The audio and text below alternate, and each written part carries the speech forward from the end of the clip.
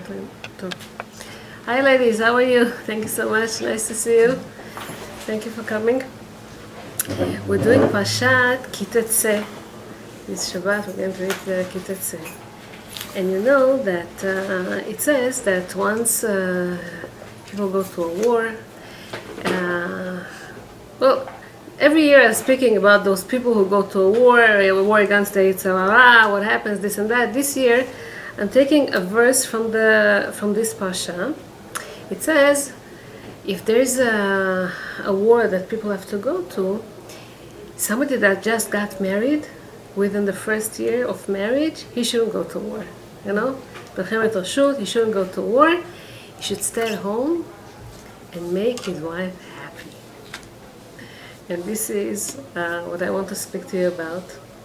How do we make each other happy, especially the first year, but not only the first year. We're talking about years later. You know yourself that relationship and the routine and love is changing, and you need to keep refreshing it and working on it and making it better and better all the time, right? So I would like to ask you a question, very, very difficult to answer. Things that people go through, families, circumstance, happens. What to do in this kind of a circumstance?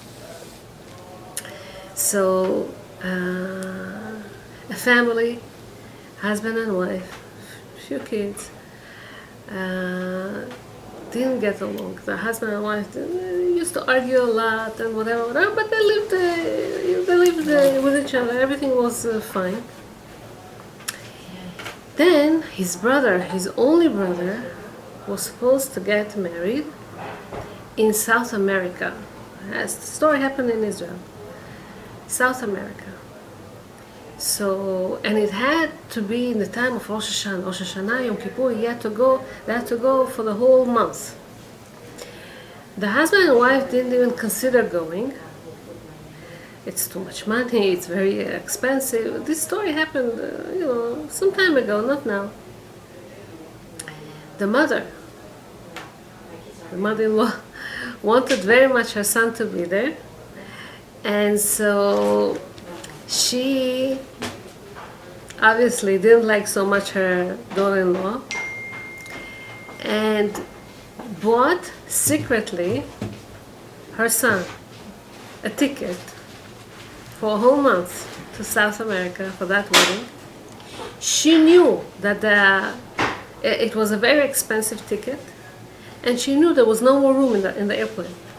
So his wife couldn't join me. Obviously, the daughter-in-law found to know what happened,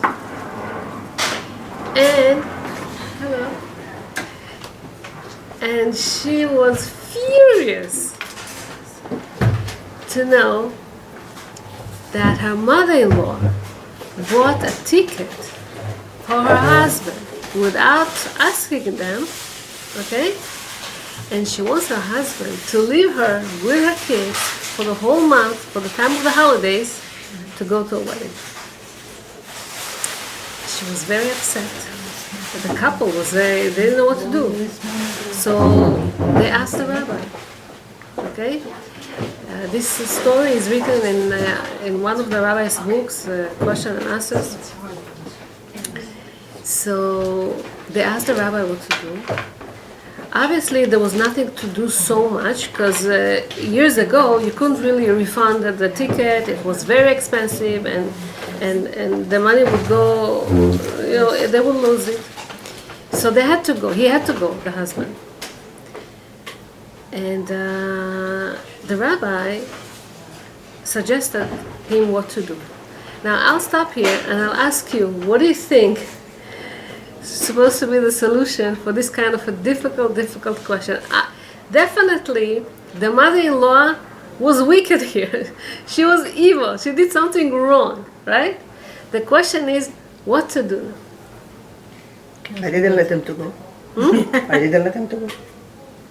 Mm-hmm. I think let him go, but do something to make yourself happy. Oh, I'm going to buy a ticket too, and I'm going to go to with him. Buy a different flight. No more Different plane? Different.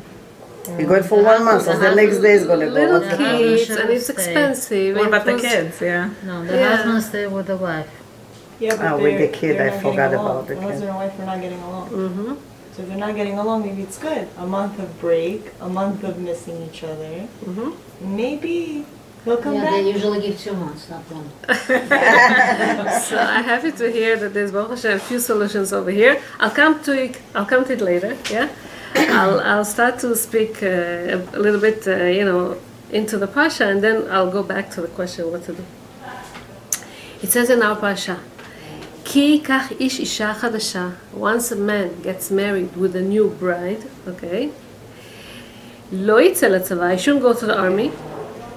And shouldn't do all kind of other, he shouldn't be assigned to all kind of associated duties and all kind of stuff that he needs to go away from the house. Naki yeh lebeito shana achat, he should stay with his wife for a whole year. Vesimach et ishto asher lakach. He should gladden, he should rejoice with her, he should make her happy for that first year that they are together. Okay?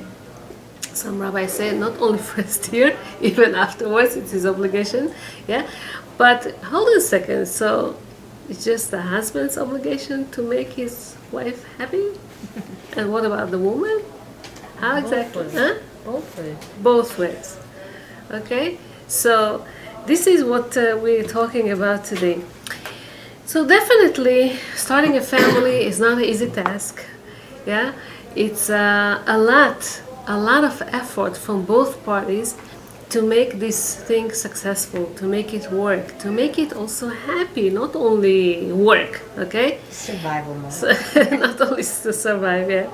And so, to build a family, you need to have a good foundation. Once the family cell, once you put the seed needs to be a seed that is a healthy one, that you feel secure there, that you feel happy there, there's good relationship between husband and wife. And think about this, you together can create something new.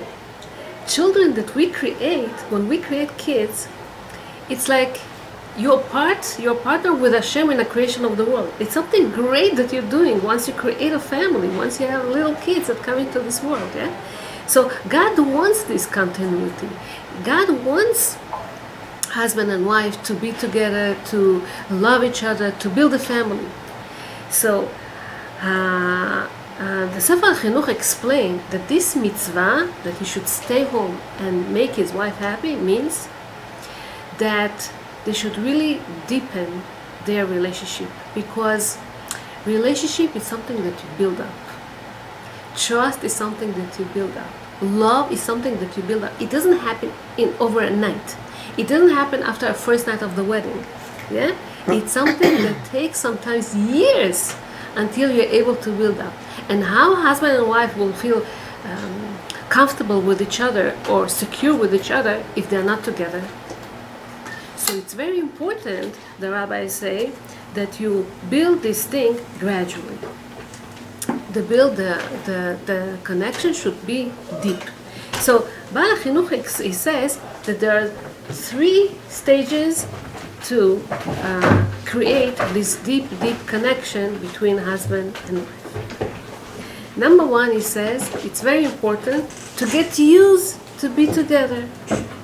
What does it mean to get used to be together?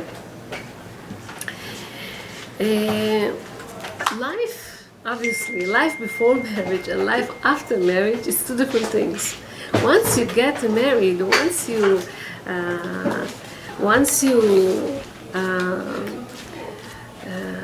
together you're managing a household, yeah. So all kind of details, all kind of subjects rise up, things that you didn't really have to take care of them before you really got married, yes? All of a sudden you see that the level of his cleanliness, let's say, is different than yours. You see that you have totally different hours. He sleeps at a different time. You sleep. He eats in different times. You eat the way that you do. The way that it's so different because you come from different homes. It's okay. It's normal. It's natural. Yeah, but this adjustment to each other takes time, and adjusting means to be flexible, to to see, life together, it's not a battle where you keep fighting with or you're wrestling with one another. That's not the idea. If you come to a house and you're upset why he gets up at this hour, why he goes to sleep in this hour, or why he conducts himself this way, or why he throws his coat as he comes in, or something, yeah? So, that's not the idea. You're supposed to feel comfortable at home. You're supposed to feel secure at home. You're supposed to feel natural at home, and he too. He also has to feel these kind of feelings. So now is this adjustment, and it takes time. If you're not spending this time with one another, you go to this assignment, and you go to take care of this thing, and you're not staying at home all this first year, especially the first year, because the first year is the time that the relationship is not stable yet. You don't know each other yet, yeah? So this is what the Torah wants from us. In order to make the relationship deeper, you need to spend time with one another. Number two, they say, to get attached to each other. It's another level that we need to get there. In order to get used to one another, usually it's enough to be considerate with each other, to see him, feel him. But in order for your wills to be equal or the same, your desires should be the same, you want the same thing, you like the same things. This is already a level, and this is something that you have to build, you have to get there, you have to change yourself, he has to change a little bit himself to get there. You have to remove all kind of protections that you put on top of yourself in order to open up to the other one, to the other side, right? Number three, we're talking about the awareness. You keep thinking about him all the time, constantly. You are in your job, you are shopping, you're doing this, it doesn't matter. You're thinking about him. What does he like? What does he want? You want to share with him. You want to be with him. You want to cleave to him. Yeah. So this is a level that you need to get there. Now, so the question is, how do we get there? What do we do? Yeah. So again, after the wedding, you realized that you cross like an invisible river. You think that you got married, but it's so different. It's not whatever you thought it's going to be. The dynamics between you is building up slowly, yeah, and it gets stronger in these first early years of marriage, and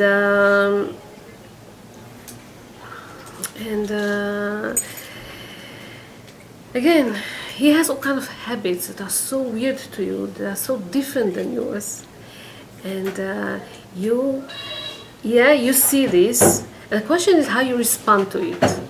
Yeah, you could be upset, you could try to change him or to make him the guy that you want him to be. Okay, this obviously, you'll get into all kind of confrontations and all kind of struggles, and it's going to be a lot of stressful. It's not going to be easy. It's not going to be pleasant too. But you can also channel it to mutual learning of each other, and creating mutual habits, okay, and accept the other person with understanding. Now, it's the first time also that you have intimacy at home together.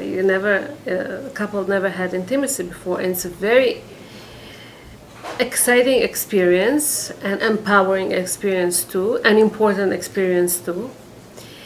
And it's also the first year of adaptation to each other. You need a lot of patience, both in intimacy, both in seeing how he conducts himself and how he's, what is he doing at home, and to live side by side with one another. This is something that you have to learn how to do. It's very, very recommended the first year of marriage is to have a figure that you both can turn to, both trust, that you could consult with him, that he can guide you. There are going to be a lot of obstacles, things that you see your way and he sees his way, and it may clash, of course, it's natural.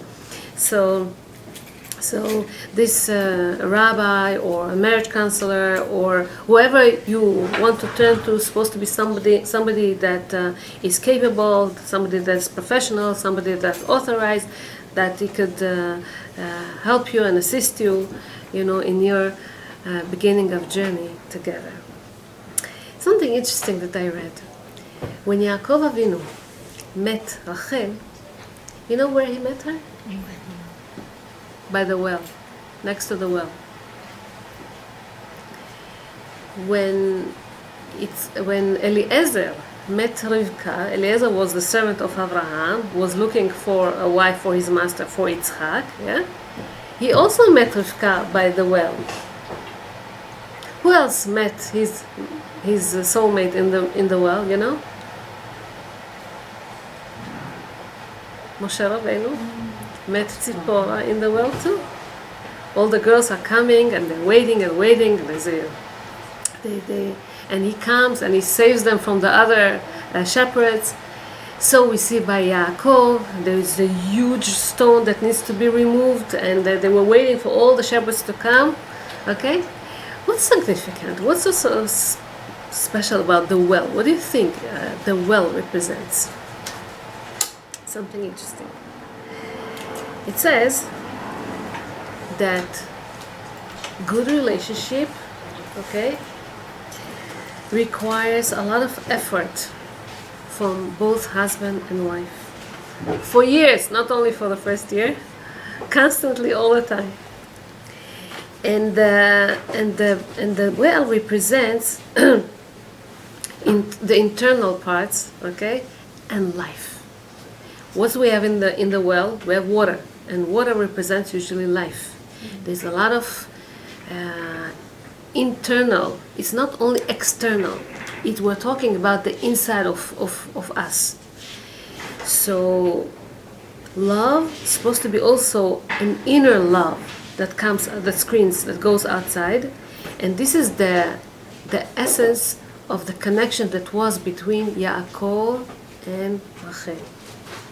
In order to love, you have to put a lot of effort to work for it. You know how many years Yaakov worked to get Rachel? 7 years, and then because he was deceived by his father-in-law, another 7 years. So many years he worked for her because he wanted to really invest in this relationship. Think about this. He also, I mentioned before, had to remove this stone, which was very, very heavy, from this well, right?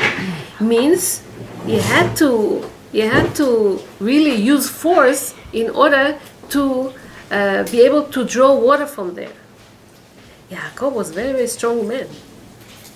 And he used again all his power to remove that stone in order for people to be able to draw water from there. He did put a lot of effort. I don't have to tell you how Rachel tried so much for the relationship. So this couple worked very hard for that.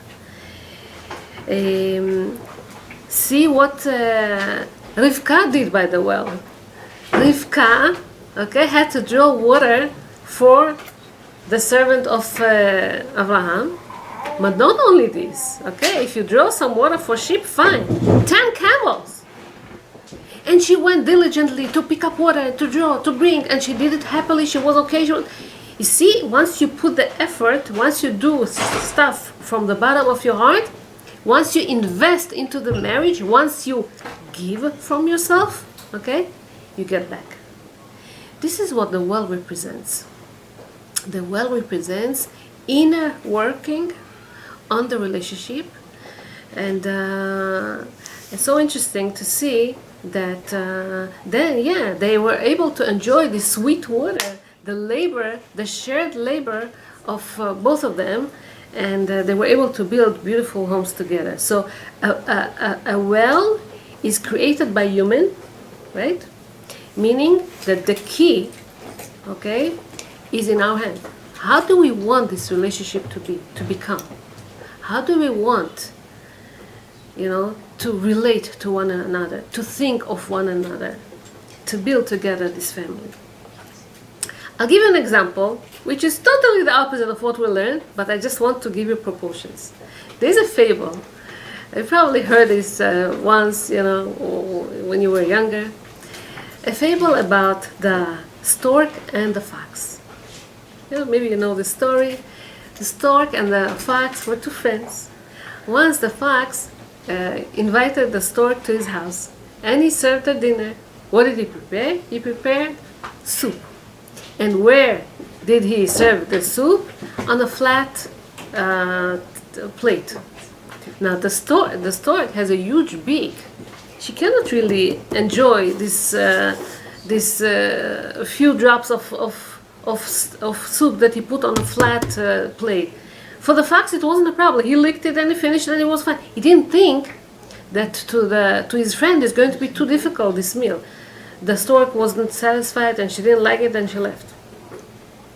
Sometime later, the stork invited the fox back to her house for a meal, right? And what did she prepare? Whatever she is used to. She usually uses these long, deep pitchers. Okay, she put some rice in the bottom of the pitcher. And of course, for her, it's easy because she has a long beak, so it's easy for her to eat from this. But the fox couldn't enjoy the food. He couldn't reach the food in the bottom of that pitcher, and he didn't enjoy it, and he was upset. Sometimes when we are not considerate, we're not thinking about his needs, okay, we can create negative feelings. We can create he's annoyed, he's agitated, he's upset, he's frustrated, he answers back, he says something wrong. Why? Because we didn't really care about his need, not about our needs, about his need, how he wants to this food, or how he wants whatever it is. So take example from Avraham Avinu. Avraham Avinu used to go from place to place. Yeah, he was on the way. Whenever he used to get to a certain place, it says in Parashat Lech Lecha, whenever they came to live next to Bet El, right? He wanted to settle there. So first they said Vayet Ohala. Vayet Ohala means first he took care of her tent. First he set up her tent, and then he built himself his tent. Means first he cared about her. Because think about this, a woman on the way, it's not comfortable for her, to travel from place to place. Yes, she's following him. Yes, she's going after him. So he, as a token of gratitude, he needs to care for her. He needs to think of her. So first he mends her needs. He takes care of her stuff, whatever she needs. And then he takes care of himself. And this is the way people are supposed to conduct, in the relationship. I'm thinking about him, he's thinking about me. Yeah? So, also another thing, a relationship cannot exist only on emotions. At this moment I'm in love with him. That's great. But you're not thinking this way constantly. You're not high all the time. There's ups and downs, and it's normal. Sometimes you're in love, sometimes you're upset. It's okay. So, relationship, okay, is in every marriage in Judaism, it's built on covenant between husband and wife. You need to have commitment. You need to feel that you are going to do everything for him.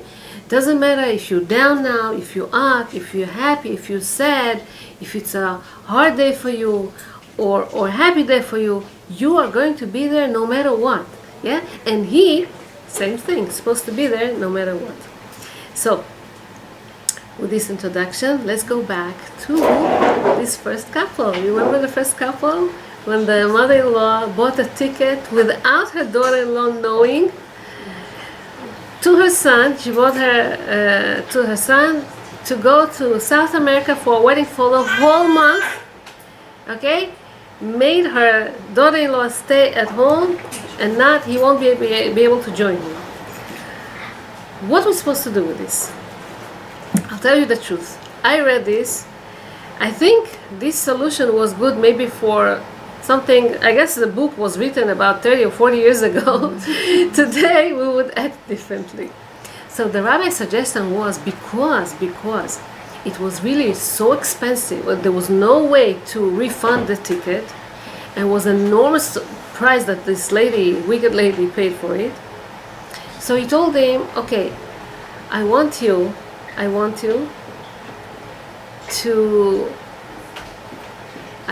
to think of your wife all the time as you're on the way.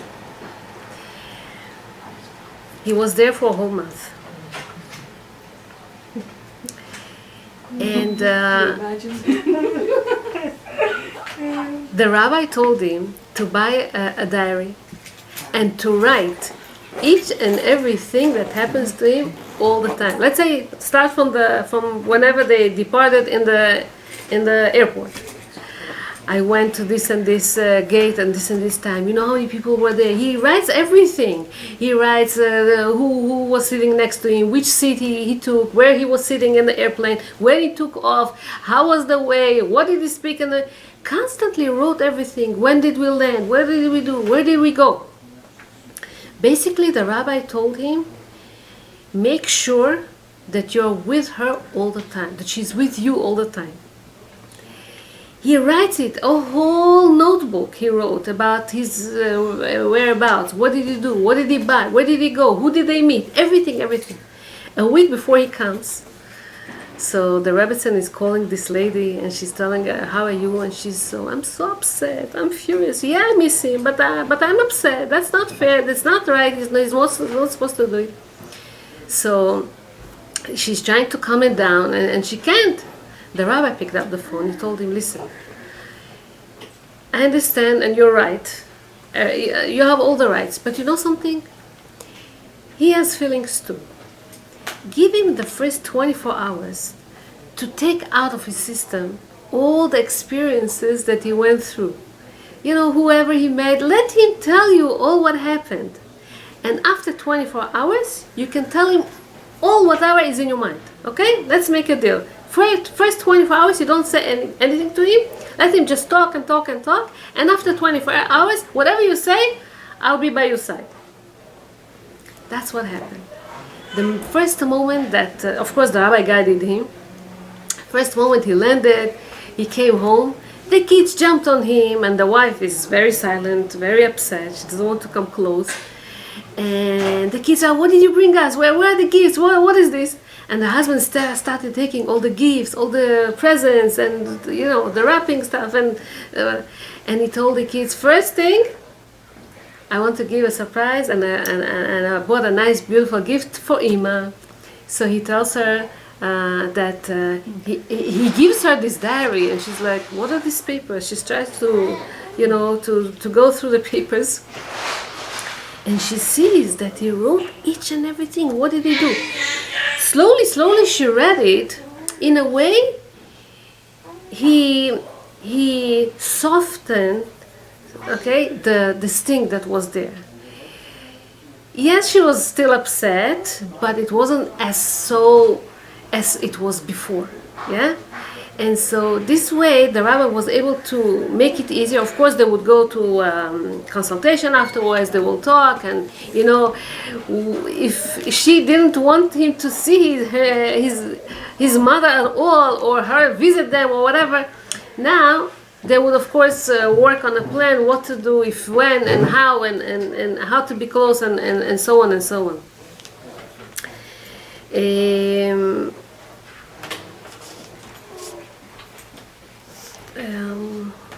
So what do you think?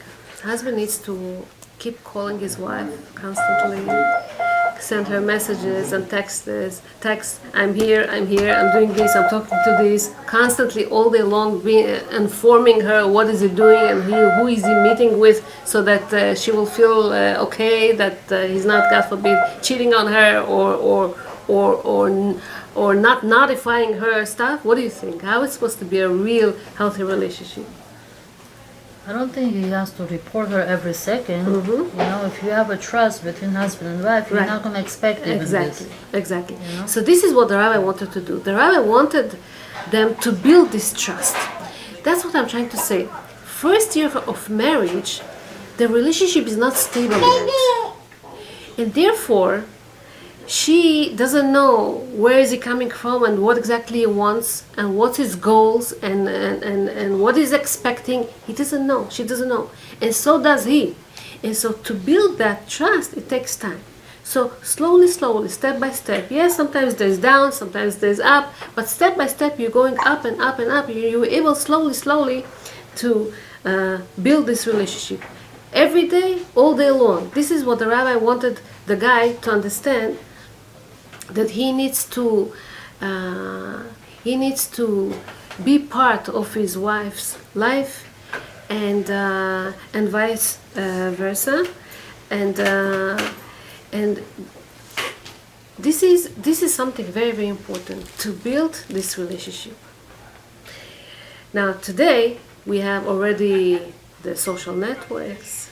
Today we have the iPhones or the smartphones that man or woman are hooked into, okay? And it's not mother-in-law that bothers them, it's the phone sometimes, it's the Facebook, it's the addiction to these social networks. A woman once complained to a friend. She told her, I'm so upset, my husband never takes care of me. I mean, he doesn't relate to me. He's busy with himself. He's busy with his phone. He's busy with the taxes and whatever comes to his phone. He doesn't take me everywhere. He's not thinking of me all the time, and it bothers me. What should I do? He forgot my birthday. He forgot my birthday. And so her friend tells her, you know something? A birthday, it's a special et ratzon. It's a heavenly mercy time that you could ask all your wishes. So pray to Hashem and ask Him so that your husband, should think about you all the time and only all the time. That's what this lady did. She started to put candles, to light candles for all the tzaddikim in honor of tzaddikim, and started praying to Hashem. Hashem, please, I want my husband to think only about me, to take me everywhere, to think only of me, and a miracle happened, and she turned into an iPhone. Okay, iPhones today, guys are taking them. People are taking them. Even I don't know. I don't have to tell you where, right? So from the other side, sometimes a woman is addicted to the iPhone, and it bothers the guy. It bothers the man very much. A man once complained to his wife that she's too much into TikTok and Instagram and Facebook and all this stuff. But she didn't care. She had to know what happens with the family, what happens here, what happens there. And then one day this phone slipped from her hand and it crashed and it broke into pieces. And in a way, the husband was very happy. And he wrote her a text message. No, I couldn't write it. He told her, my dear wife, it's better an iPhone that is broken, and the family should stay whole, okay, than a whole iPhone and a broken family, okay, crashed family basically. So this is something that we have to think about this. To give the utmost attention to each other with no these distractions. Once it used to be the TV, Baruch Hashem, we don't have the TV, but the computer takes it all, or the iPhone or whatever. So, okay, so as I said, you see that after the marriage, after you got married, he's not whatever you thought he is. You may think that he's not ready for marriage. He gets insulted from every stupid little thing. He is not as clean or tidy as you thought he is. He wakes up so late. He's lazy. He may not do this. He may not do that, and. You get emotional, you get upset, you start crying. Hello? Crying will help you. Getting upset will help you now. Okay? If he's your husband, and he's your husband for a reason, he is your soulmate, and he's the only that's one that fits you. Don't be afraid. You don't start thinking, oh, maybe it's not for me, maybe I made the wrong decision. No, this is the right decision. He's your husband. Just have to learn how to cope with this, how to cope with these challenges that he brings, which is okay. Don't get despair, okay? And you have to know what are his character traits in order to really help him, to be there for him, to get elevated. What is nisuin in Hebrew? Marriage, nisuin, the word nisuin in Hebrew is to rise up. Okay? As singles, you have no really, it's easy to be considerate, to do kindness, all kind of acts of kindness to others, but in a marriage, you have your own principle, he has his own principle, and you want to show each other, you have to teach each other, you want to change each other, and you get into wrestling or fighting, yeah? And so, don't try to change him. There are some things that guys are able to change.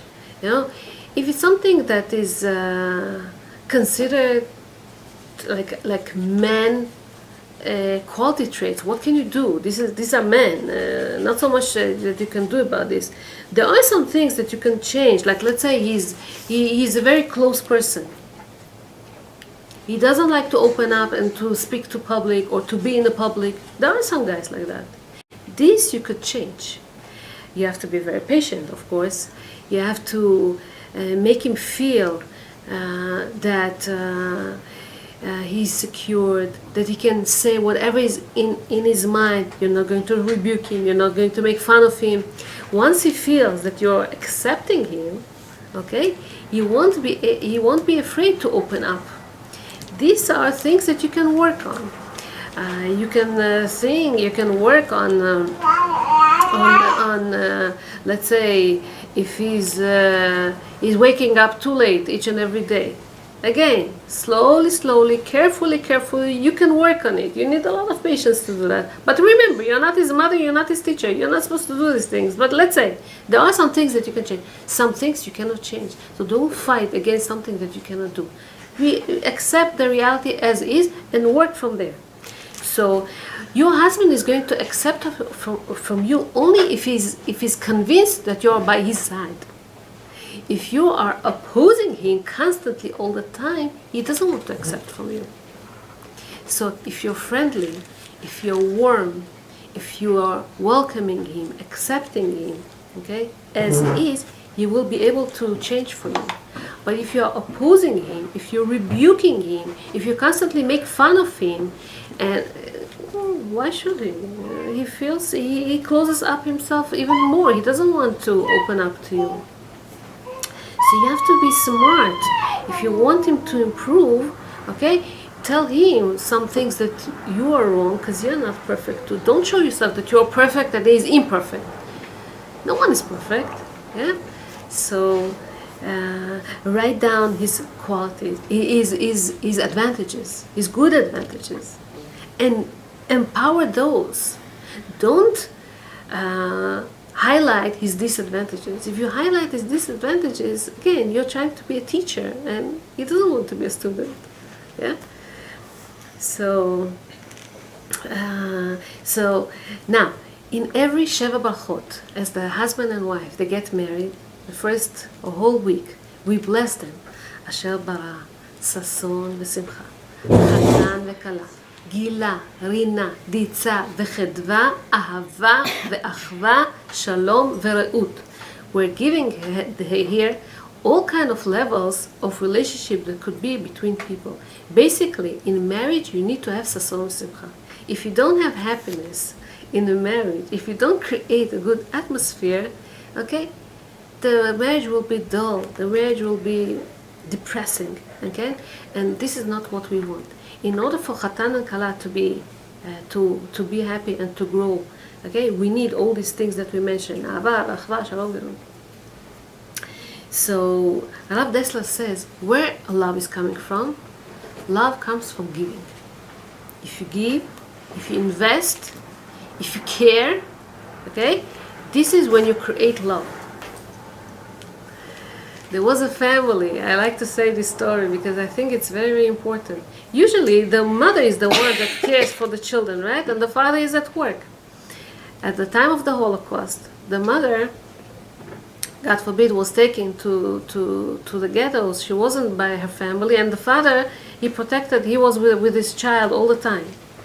He was with him all these 6 years in the concentration camps, the father, with the child, not the mother. The boy, as he grew up, he was attached only to the father. The mother was strange to him. He didn't know her. And you say to yourself, but mother is so natural. You have to go back to your mother once you see her after 6 years. You know, which child doesn't want to go to his mother? He was distant from her because he was raised by his father. So if you give, if you invest, if you care, okay, to your child, of course the child gives back. So would be between husband and wife. The more you give, the more you care, the more you love yourself also. So so it's very important. And so it says, let's speak about some duties of a woman to her husband, and now I'll talk about duties of a husband to the man. It says, איזו אישה כשרה עושה רצון בעלה. Who's the most kosher woman? The one that does her husband's will, his desires. She fulfills his desires. Hello? Okay, we're living today in America. We live already in a modern world where women are also working, and they're doing, and they're busy, and there's so many other obligations that woman needs to do. This is supposed to be the role of the woman, Osa Ratzon Ba'ala, doing all whatever her husband desires. I say, we're going back to the most natural way. How's supposed to be natural, the relationship between husband and wife? Today, the relationship is a bit different. The husband already expects other stuff, the woman expects other stuff. But if you go back to the root, this is the way it's supposed to be done, whatever I'm telling you.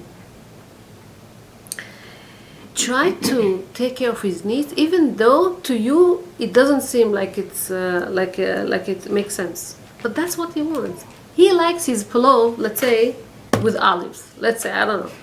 So this is how you try to do it. He loves it with olives. You don't have to argue with him. But that's not the way you do pillow. Doesn't matter. If this is the way that he likes it, let him have this way. Who cares? Yeah. So. When your husband comes back from his work or from a shiur, okay, welcome him nicely, give him something to eat, something to drink. It's so important. These advices that I'm telling you are so natural. But sometimes, again, living in today modern life, it's not natural, because a woman today also comes from her job. She's also busy. She's also wants her husband to welcome her.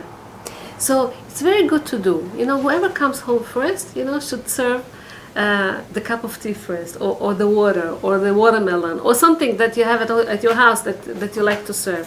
Yeah, because you also come from a whole day of work. He also comes from the whole day of work.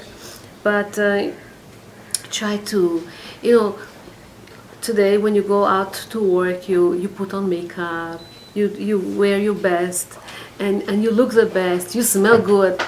And once he comes home, you're busy, you're kids, you're this, you're that. You don't care so much to put on makeup, to look your best, to wear your best stuff. But your husband wants that. And it doesn't matter if it's the first year of marriage or if it's the 16th years of marriage. It doesn't matter. Every husband wants to see a beautiful wife in his, a beautiful woman in his house. That she, looks beautiful, puts makeup before he comes. Speaks about Rav Shlomo Zalman Auerbach. He was an old man that passed away when he was, close to 200 years old. Every time before he would get into his house, he would fix his tie, he would fix himself, fix his head, because now he's getting into the house. I'm going to meet the Shekhinah, I'm going to meet Hashem, we're going to see the presence of Hashem, because the husband and wife, when they live in harmony, Hashem is with them. So he said, I'm going to meet Hashem, I'm not going to look the best. Okay, he of course did it to respect his wife. He wanted his wife to look at him, how he comes from his job. If a man does this to look nice in front of his wife, definitely woman, that כתוב אין אישה אין אלא יופי, אין אלא ליופי. Woman is all about beauty. Definitely woman should beautify herself to her husband, not only to all these strangers at the workplace or in the shopping area or in this office or that office, also to your husband. Yeah, so very important. Make his studies or his work something that you value it, that it's important, and you validate him. It's so important. Every husband wants his wife to validate him, same way that woman wants it. Yeah. Well, now we're speaking about women's obligations. So once you're welcoming him nicely, you give him this cup of coffee or even dinner or something, he won't mind afterwards to help you. You don't even have to ask. He won't mind to help you, maybe to wash his plate or to put the kids to sleep or to wait a few minutes until they're falling asleep, and then he'll go to his job or to his shiur or to buy you something or something. Yeah. Once he sees that you're nice to him, he also tries to be nice. So also try to be grateful for every little thing that he does. We take for granted the fact that he's going to his work, that he brings a salary each and every day or each and every month, same fixed salary or something, doesn't matter. We take these things for granted. He shops for you, that he buys you the health insurance and the car insurance, and he bought the car and he bought this. He does it, of course, for the family, not only for you, for the family, for everyone, but still, say thank you for these things. Yeah? He bought, let's say, all the shopping for the whole week. Thank him for that. And every time you serve him food, you bought it, and I'm so glad, so grateful that you bought this. Yeah, very important. Don't take same way that you want him to thank you for each and every time you cook him dinner, and it's important that the husband should praise his wife for her cooking and for her talent. Yeah, same way you have to thank him as a gratitude. Okay. For all what he does to the house. Before he leaves the house, welcome him, wish him good luck, bless him even. It's very important. There was this lady that her husband, every Friday before Shabbat, used to buy her one flower. He didn't have money for more. And she appreciated this one flower. She liked it very, very much. One day, she really helped to a certain charity organization, and as a gratitude they sent her a nice bouquet of flowers. A second before he came, she gets these flowers, and then he comes with his one flower. He felt so stupid next to this huge bouquet. But then she saw him, she spotted him from afar, and she's like, come, this is my most beautiful flower, I was waiting for it. She make him feel special, make him feel that it's important, even though it's next to all this huge bouquet of flowers. This is a woman that's very smart. She knows how to validate her husband, and that's also important. So we spoke about ahava, ve'achva, shalom, ve'reut. Shalom ve'reut means both to be peaceful, both physically and spiritually. Sometimes. Many times when a husband and wife can get together physically, that's beautiful. They can open up, they can speak to one another. But let's say sometimes woman is nida. Or let's say when she becomes older, they're not really in touch so often as they used to be before. Even though they're not connected so much physically, okay, they have to learn how to nurture, how to work, how to invest on their relationship, on this unity between them, spiritually also. And this you do by all kind of conversations and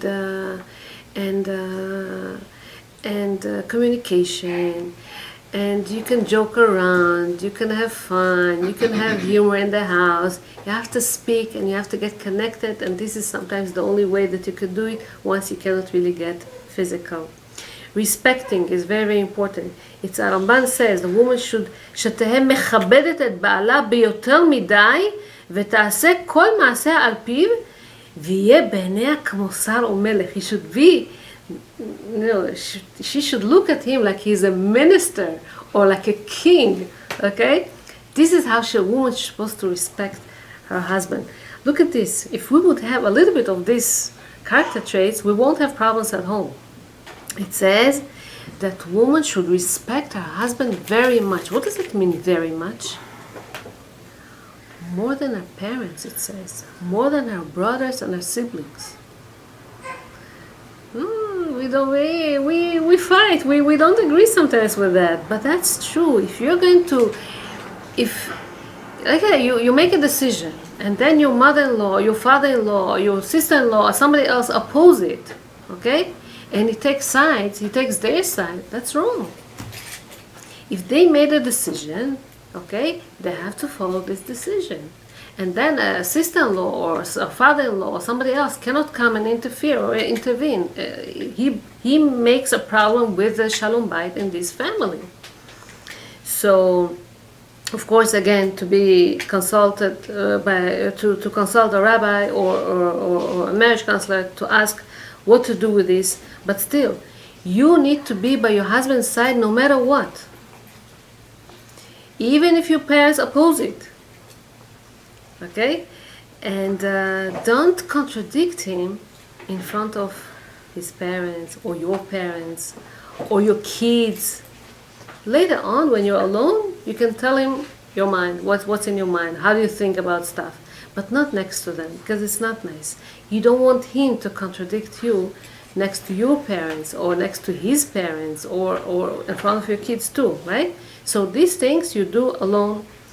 There's a disagreement, something, don't... I'll tell you something my husband told me. There was this couple that they had the first year anniversary. So the family invited over her parents, his parents, family, this, that. They invited everyone. He made a barbecue and food, and everything was nice. And then he bought her a gift. And he told it in front of everyone. It's a surprise for her. He bought her a 2-carat diamond ring. And he presented it in front of everyone, and everyone, oh, wow, that's so kol hakavod, that's beautiful, well done, and this and that. Later on, as everyone left, he told her, listen, I couldn't really afford this 2-carat. I bought you CZ. Once I'm going to have money, I'm going to, B'ezrat Hashem, replace it with a real one. She got so upset. What is this? You want to show off in front of your family or my family? But you're not this, you're not real, you're not... And they started fighting like crazy if his action was right or wrong. At least he told her the truth. He told her the truth. He thought like American. She is like... Huh? But in Shalom Bayit, it's not always the truth. Ничего не надо было говорить, она бы не знала, что она лупу возьмет. Она же не понимала, что такое. Взяла же. Who said the girl's from 47? She's from 97 Street. He thought, exactly. It depends on the personality, how she accepts it, right? It depends. Right. So, but I'm just saying that you have to be so careful with these things, you know. in front, and then she made something wrong. She went and told it to her mother, and her mother got so upset, and she called the kudo and why they needed this craziness, right? Don't involve family in these matters. Once you involve family, you put yourself in a headache, in a big headache. You're creating a problem. You don't need this. Go to somebody else that's not emotionally involved, somebody smart that can give you a good advice, okay? Because otherwise you turn to your family, you make yourself a problem. So, yeah. Irina got married with a very, very simple man. He was divorced from his wife, this guy, and she accepted him as is. His first wife, she complained that he was never there for her, that he always spent time with his friends, drank till the wee hours of the night, alcohol, this, that, couldn't get up in the morning, didn't go to his job, was fired and whatever, all kind of stuff, and didn't help her with raising the kids, didn't help her with education, didn't even providing was a problem because he wouldn't get up in the morning, he was fired, this and that. Who needs this guy? And she got divorced from him. This Irina felt, I don't know, she felt so much bad for him that he's not able to do this and he's not able to do that. So she told him, you know something, a good day starts with a good attitude. I'll make him a coffee, very good coffee in the morning. Hopefully it's going to help him to wake up. And so she did it in a nicer way, you know, not forcing him or get up or you lazy guy or God forbid. She gave him this coffee and another time and another time and another time. When she goes to work, she blesses him, she prays for him, she lights candles for the tzaddikim, for his success. She really prays from the bottom of her heart, and she tells him maybe he needs to have some vitamins. She started to do all kind of healthy food for him, for him to slowly. She didn't even realize that he started to wake up earlier, and from time to time he used to make this coffee for her, and he was on time to his job. He wasn't spending so many late hours with his friends, and the whole structure became different. He became the best guy. Baruch Hashem, got pregnant, had kids, he helped her, he was a good husband. The first one couldn't tolerate him, didn't have patience, couldn't stand him.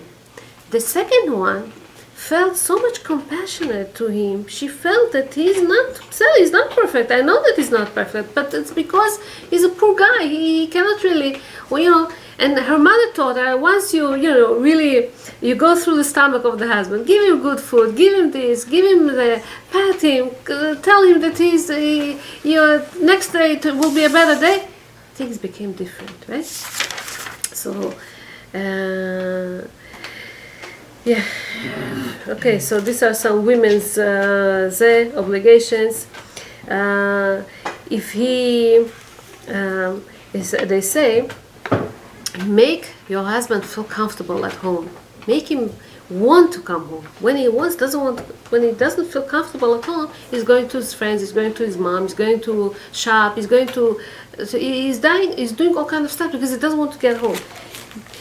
If a woman waits for him, a woman at home that admires him, that welcomes him, that is warm to him, of course he's going to run home once he's finishing his job. And they say one of the reasons that people are attached to these smartphones is because they don't get enough likes at home. So they're looking for these likes in the Instagram, in the social networks. This is where they're looking for likes. When a man is hungry, okay, he's looking for this substitute stuff. But once he's satisfied at home, he feels secure, he feels happy at home, he feels positive reinforcements, okay? He doesn't need all this stuff. So this is what we're talking about. It's important also that you should have full trust in whatever you do, okay? Get consulted with him, ask his opinion about even things that doesn't know about them. Doesn't matter. Make him feel that is important. And if you forgot to do something, don't start punishing him. You didn't fix this doorknob that I asked you for such a long time. So I won't buy this and this, or I won't cook dinner, God forbid, or something. What are you doing? You know, that's not the way to fix him. Definitely not to approach him. So don't hurt his feelings. Instead of fixing, you're damaging, you're ruining the relationship. And even if your husband is upset at you, guys, they're upset for a short time. They don't remember they don't have this grudge in their heart for a long time.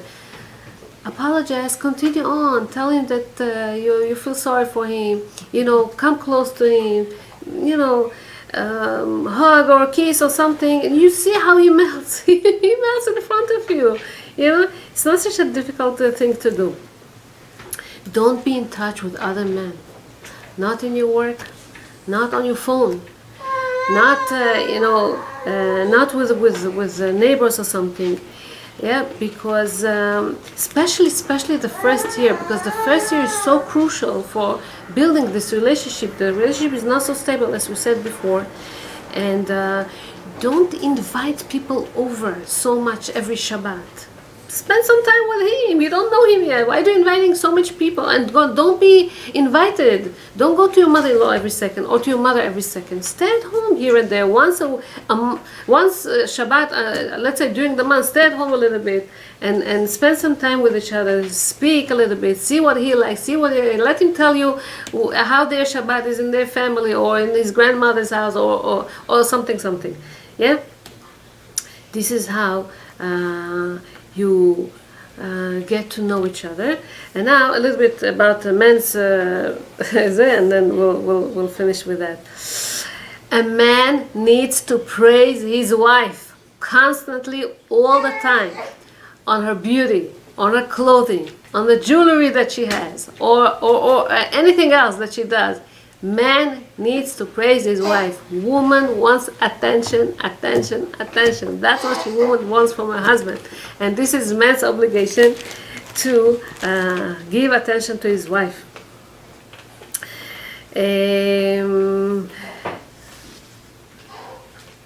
Man's obligation. He needs to buy her presents very often, not only in the holidays. Every time he has a chance to buy something small. Doesn't have to be big things that cost $1,000. Something that she would love, something that suits her. Okay, could be I don't know, a donut if you like a donut. Could be flowers. Could be this. Doesn't have to be costly and very expensive stuff. But man needs to buy his wife presents very often. לעולם יהיה אדם זהיר בכבוד אשתו. Man is supposed to be careful, you know, with his wife's honor. שאין ברכה מצויה בתוך ביתו אלא בשביל אשתו. A man becomes wealthy because of his wife. All the bracha that man has at home is because of his wife. So a man should really respect her. עוד אמרו, לעולם יהיה אדם זהיר בהונאת אשתו, not to insult her. It says שמתוך שדמעתה מצויה, because she's so easy to cry, she's so sensitive, okay? דמעתה קרובה, it's easy for her to cry, so he can insult her so easily, okay? ושערי דמעות לא ננעלו. The gates of tears in heaven are never locked, and Hashem will accept her prayer. If she's going to pray something against her husband, it's going to be accepted. So, a man shouldn't compare his wife to any other person. That's the biggest mistake that sometimes they do. Don't compare me and my cooking to my mother-in-law and not to my sister-in-law. Okay? Of course. First year, it says the man shouldn't learn extra hours outside his house. Let's say he wants to learn in the evening or to go to college, extra credit, extra curriculum, this and that. Better at home, maybe online. Once he's home, it's so much better. His wife feels better that he's home. Because the first year is kind of a hard year, it's a transaction here, and all of a sudden, not only that he's not home all day long, but also in the evening he goes, woman may feel very, very lonely. So The idea is to stay home and to have a conversations, have communication. It's good that they learn together some halachot, but also some ashkafa. Ashkafa means, all kind of ideas, all kind of concepts in Judaism, so that they can open up a conversation and talk about certain things. Not only halacha you cannot really speak so much unless you argue. So, first year not to comment his wife, and from the other side to reconcile and to appease her, because especially, husband should show love to his wife also during the time that she's nida, during the days that she's counting 7 days, because as is she's distant and she may feel lonely, and she may feel not so good about this, and so you should show love during, speak, say all kind of stuff during these days too. El Shabbat is the time that even inclination tries to, spark disputes between husband and wife. It's a stressful time, okay? So not to say certain things at this hour too, when the woman is working very hard before Shabbat, okay? She doesn't need his rebuke now. It says, Al ken yazov ish aviv ve'imo ve'davak be'ishto. Man's supposed to be with his wife, protect her, and be united with her, even though it objects his parents' way of thinking or something, because they're one body, and they have to accept that they're one body.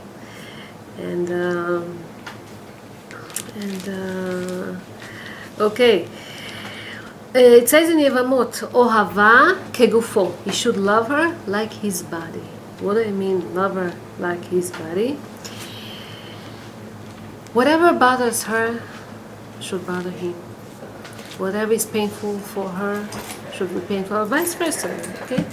But if she doesn't feel well, she's pregnant, she's after giving birth, it's his responsibility to take care of her, to take care of her healthy needs, to buy her vitamins, to make her stronger, okay? It's not the mother's obligation, it's his obligation. And again, the most important is to be spiritually, to be together. This week, I heard something interesting. There's a man by the name Alon Paz. I don't know if you heard of this name. This man, a few years ago, he got involved in a terrible accident and he became paralyzed. He cannot move. He's laying down like that all the time. Only his head.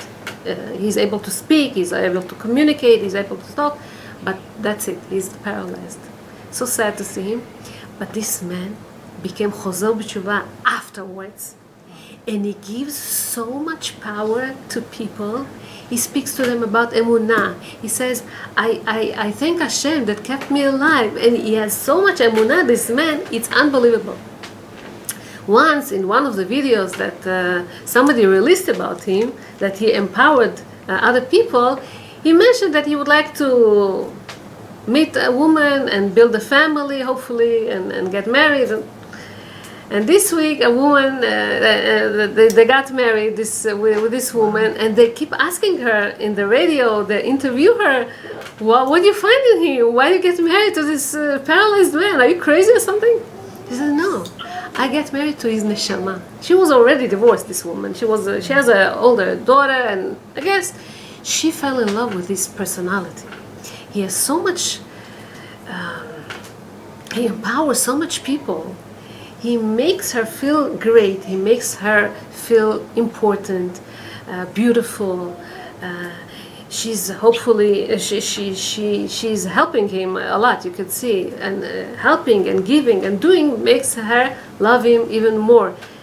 Hard to understand, but when people get married, sometimes they get married with the personality of the person, not necessarily with the body. Sometimes bodies, people are limited. What can you do? But here, this is what we're talking about, getting married with a person. Another obligation, mechabda yoter migufo, he should respect her more than himself. What does it mean? Let's say there's one pillow in the house, the more firmer one, or the more softer one, if this is what you like, you should give it to his wife. If there's only one donut or one, I don't know, lipyoshka or something like that at home, you should give it to his wife as a respect. She may tell him that she respects him and she, whatever. It's already after that, or whatever they want to do. שארה, כסותה ועונתה לא יגרע. מה זה שארה, כסותה ועונתה? We spoke about this so many times. Basically, clothing, even though he doesn't understand why this clothing has to be so much expensive or why so many clothing, because this is the wife's will to have as many clothes as possible. Of course, food and onata. Onata is mitzvat ona. Sexual relations is the husband's obligation to his wife. Okay, to make her feel pleasant, to make her feel good, to make her feel happy. This is her kavod. This is her happiness. And so on and so on and so on and so on and so on. Let me finish. I'm sorry for so much. We are approaching now Rosh Hashanah, and Rosh Hashanah is a time for a new beginning. Usually, people taking upon themselves to improve in mitzvot sheben adam lamakom, between us and Hashem. We're trying to pray, with more kavanah, or to say the brachot, or we want to be more strict with Shabbat, with kashrut, with family purity. But to take upon ourselves mitzvot sheben adam lechavero may seem not so important. But in the eyes of Hashem, it's even more important than mitzvot sheben adam lamakom, because we know that Yom Kippurim does not atone for sins between us and other people. These are things that we have to ask to appease the other person and to ask for forgiveness ourselves. So I think that we can accept upon ourselves this Rosh Hashanah B'ezrat Hashem that's coming up to improve ourselves a little bit, not so much. Okay, let's start with the relationship at home, because chesed starts at home. Before we start to be nice, to other people, we want to start at home. We need to strengthen this relationship between us and our husbands, and to refresh it, because after a while, the routine and all the things that we have at life, there is a danger that we could, it becomes dull and becomes, and you burn out. So there is no couple in the world without challenges. Every couple goes through something, and because every couple is so different from one another, in their essence, and they have to put so much efforts, in bridging gaps and coming closer, especially in these modern times when when couples don't get along, let's get divorced, because it's the easiest thing to do. No, we want to work on the relationship. We want to become better. We want to rise up, like we say, or raise up, in nisuin, in marriage. So many couples think that there's no hope, that they are not able to do it, but no, we have seen couples that were able to do it. It's doable, it's possible. If we just take some of the examples that we said before and be natural. Woman is feminine. Be warm, be soft. You don't have to be strong to your husband. No, he's the man. You try to do your role, and you will see how he melts down. You will see how he would like to come closer to you. Once couples are close to each other, once they live in harmony, this is when Hashem is with you. This is when Hashem, B'ezrat Hashem, will grant you Shana Tova, Vemetuka, and all the blessings, B'ezrat Hashem, and all the happiness that you want. Yeah? B'ezrat Hashem. Blessings to all. Thank you so much for coming. תודה רבה,